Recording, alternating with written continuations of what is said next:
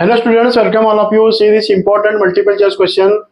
If the equation 3x square plus xy minus y square minus 3x plus 6y plus k equal to 0 represents pair of lines, then k value out of the four option. Which option that matches or which option is correct? We have to find by shortcut method.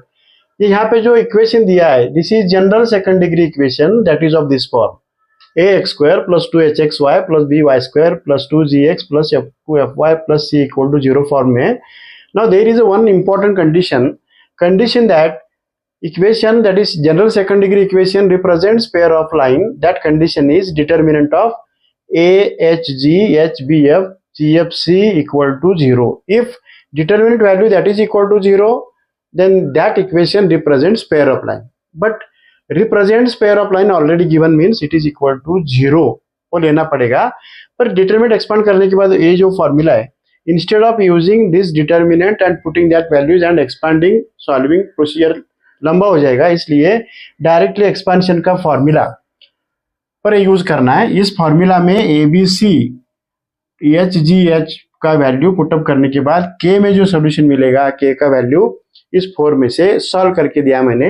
पर क्या करना पड़ेगा, given equation compare with general second degree equation. इससे a का value 3 और h का value half, b का value -1, g का वैल्यू -3/2, f का वैल्यू 3 और c का वैल्यू के कंपैरिजन से वैल्यू निकालना है. और ये सभी वैल्यू इस कंडीशन में, नॉट इन डिटरमिनेंट, इस कंडीशन में, कंडीशन कैसे ध्यान में रखना है, तीनों का multiplication 2fgf minus af square minus bg square minus cs square equal to 0 condition में वैल्यू पुटअप करना है. यहाँ पे वैल्यू पुटअप किया मैंने और पूरा वैल्यू पुटअप करने के बाद इक्वल टू 0 भी लेना है. पर ये जो इक्वेशन मिलेगा डायरेक्टली सिंप्लीफाई करना है, तुम्हें ये कंप्लीट करना है. -11k equal to 99 means k का वैल्यू -9 आएगा. इस 4 में से डी ऑप्शन करेक्ट. सॉल्व करने के बाद समझ में आएगा. Now this first expansion formula is sufficient. You remember, again I am telling, general second degree equation represents pair of line means determinant value equal to 0.